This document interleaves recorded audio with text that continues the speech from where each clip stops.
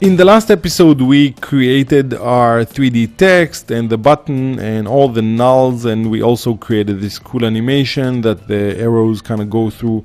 So what we want to do now is, as I said before, I want to have this animation that when this object is kind of flying in through space, just like that, I wanted to have it a little bit tumbling. And remember, everything that controls this is basically the nulls. So we have one null or two nulls for the arrows. We have one null for the cursor, which we didn't actually animate yet. We have one null for the button, and then one null for the text. And one way to do this animation is to actually animate every one of them, but I don't want to do that. I actually want to create another null to do the whole thing. So I'm going to show you. It's actually simpler than you think. So go to layer, new, and then null, and I'm going to put it here on top. And I'm going to call this intro button animation. Okay. And now what I'm going to do, I'm going to parent all the relevant nulls to it. So the right and left arrow, we want to be part of the animation. So I'm going to parent that to this null. The cursor, no, but the text and the button, yes. So just do that. Okay, and now I'm also going to make this now 3D, and just for good sake I'm going to just go over here and trim that again, alt and the left hand square bracket key. So now we have that.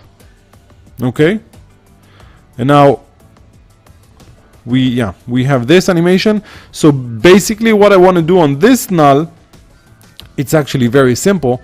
If you go over here and you press R, you can see that you can play around with the rotation. And when you do that, everything rotates, right? So what I want to do is I want to rotate it on the X-axis. So it's going to go like that. So it's going to come in. Maybe not like this. Maybe like that. Yeah. So it's going to be like this. And then maybe I'm just going to add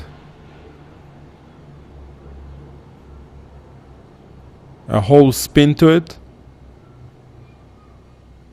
So click here and put it over here.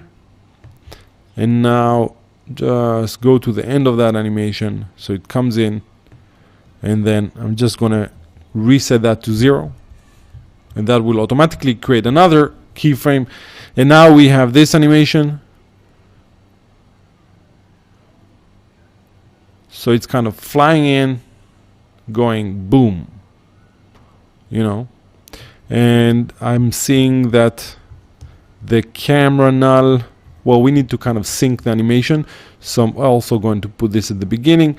And now I'm going to go over here and just put that here. Select only one of them and right click, keyframe assistant, easy ease, because we don't care how this one looks. We're not actually going to see the whole thing. We're just going to see the kind of end of the animation. So it goes like that. Yep. So now we did that. And basically, I'm thinking now the last thing that we want to do is, again, as I said, we want to create this effect as if the camera is handheld. And there are a couple of ways to do that, but I'm just going to show you the very simple one. I'm going to go to my camera and just twirl this, go to the transform options. So I'm going to create two expressions that are going to control these handheld options.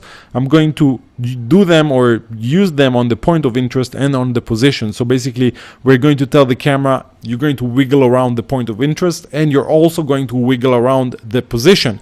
Let me just explain you what that means. So if I go to the top, the point of interest is this point, okay? And the position is this point.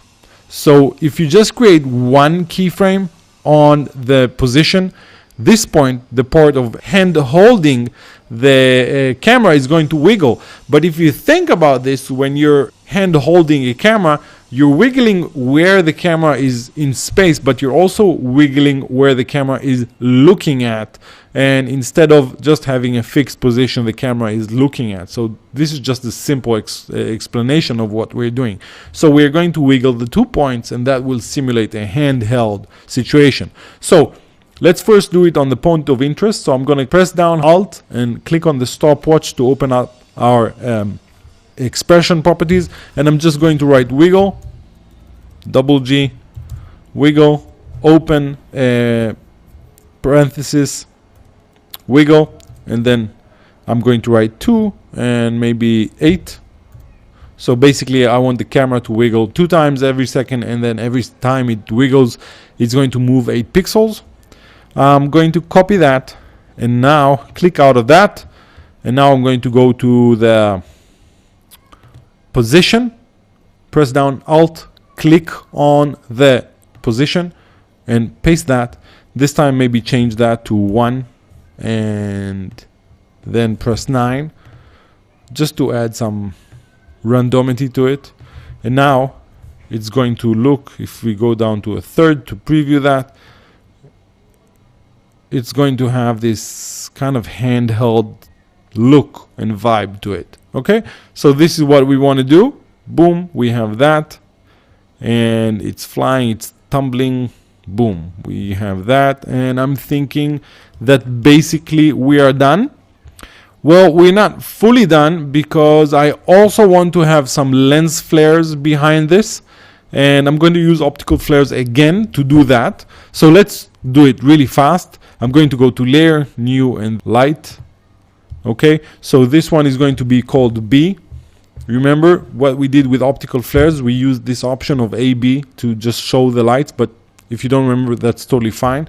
So now that we have the light over here, I'm going to just zoom in a little bit, drop this, and then navigate to the top view, and I want to have my light behind our object. Okay, just about here, and then maybe just about here. And then I'm going to go to the right and see, yeah, we are in a good space in the Z space. So maybe something like that, just a little bit down, yeah. And then I'm going to duplicate this light, and then I'm gonna just push it down, go back to the top, and then push it here. And then I'm going to go back to my active camera. So now we have 2 lights, just one here and one here. I am going to now go up here, move this up, go to my project. I am going to grab a layer, this one, the optical flares layer. You don't need to do it like that, but I just want to, I'm going to use these solids. So now we're going to call this optical flares button, and then go to our effects